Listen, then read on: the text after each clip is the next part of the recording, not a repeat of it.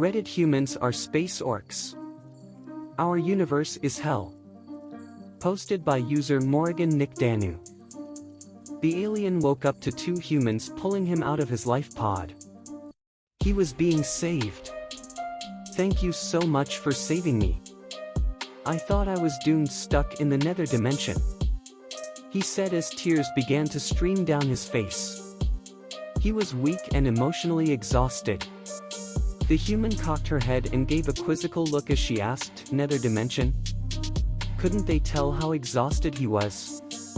Now of all time was not for joking. Yes.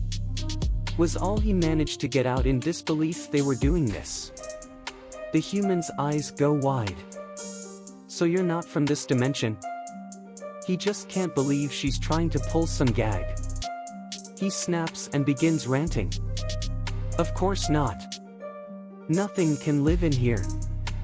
That's why people call it the dead zone. It's why some civilizations dump trash in here. It's where we jettison dangerous tech or bioweapons. Especially if it's the type of tech no one should touch, let alone have. Because no one is mad enough to stay in here. There is nothing this place has to offer except a loophole in physics that allows us to travel fast. This cursed place is literally degrading us at an atomic level. Not to mention it eats away at your sanity. Now stop playing dumb and let's get out of hell. As the human listens, her eyes go wider and wider.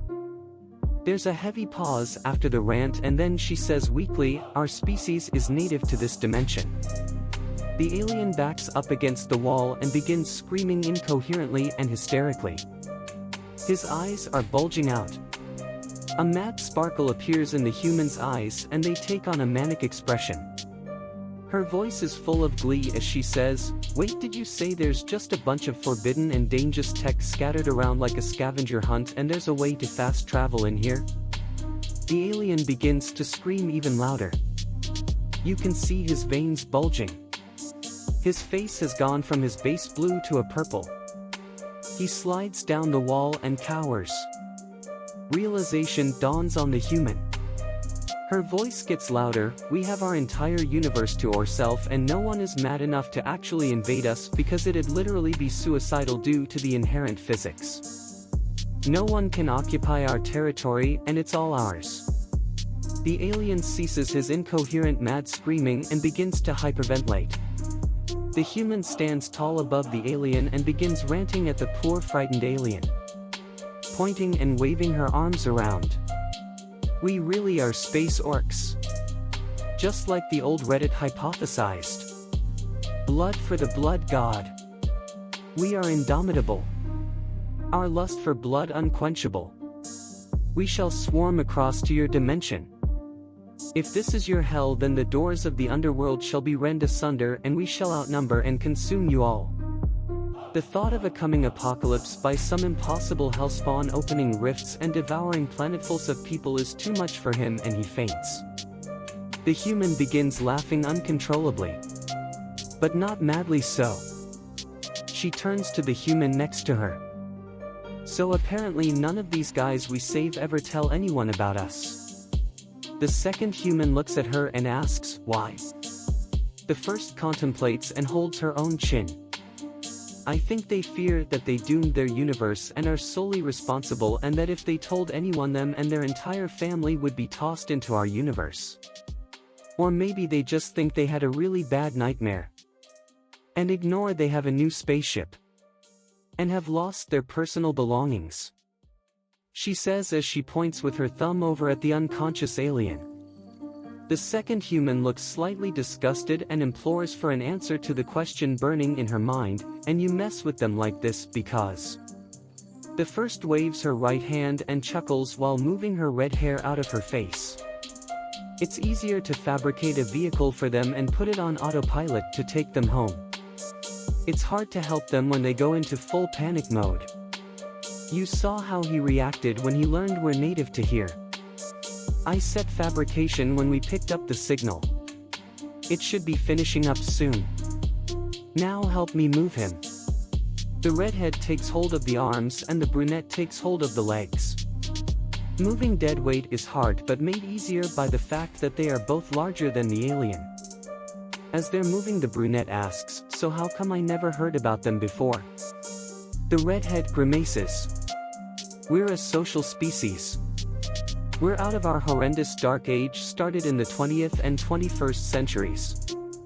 And we've always dreamed we aren't alone.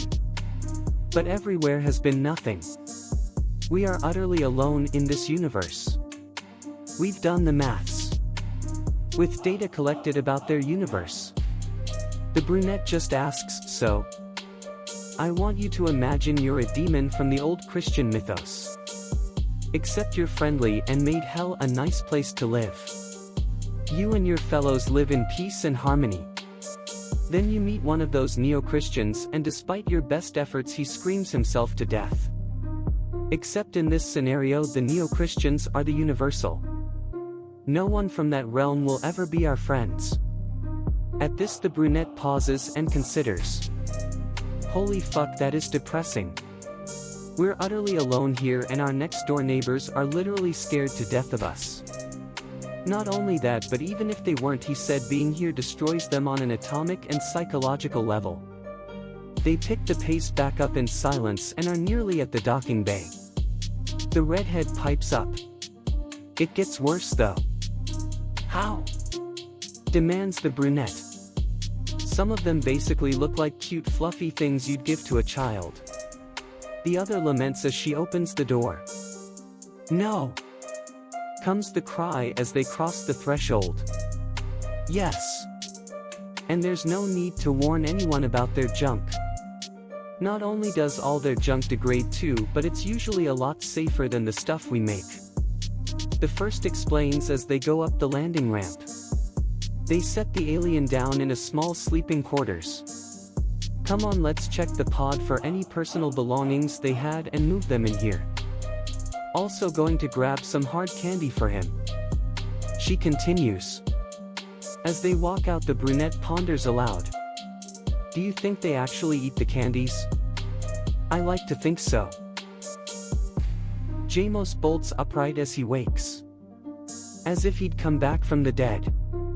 His head is killing him. Last thing he remembers is his ship being torn apart in the dead zone. He'd managed to get into a life pod. He was there a day, maybe two. Everything hurts. Everything looks wrong. Where is he now? It's a regular-sized sleeping quarters. But not his. It seems to be a better brand of ship than he had. How'd he get here? Why is his heart racing? Then it hits him like a mallet to the back of the head. The space orcs. Like giant hairless apes whose footsteps are heavy like lead. The one with the red mane said her people would swarm over to devour them all. In mere moments he had told them things they should never have known. They'll find the discarded nukes, robots, nanites, and everything else. They're probably tracking him home so they can find a big feast easy. As he sits there contemplating being the biggest fuck-up in the entire history of the universe, a faint sweet scent catches his attention. It comes from a pouch with a slip of paper. Upon it is alien, to him, writing that says, "Slain Chugget." He imagines it's some horrible curse and that the hard red balls inside are some kind of enticing poison. Feeling absolutely horrible for starting the apocalypse of his universe, he pops one in his mouth, lies down, curls into a ball and cries. He thinks about his family and friends. He is ready for his end.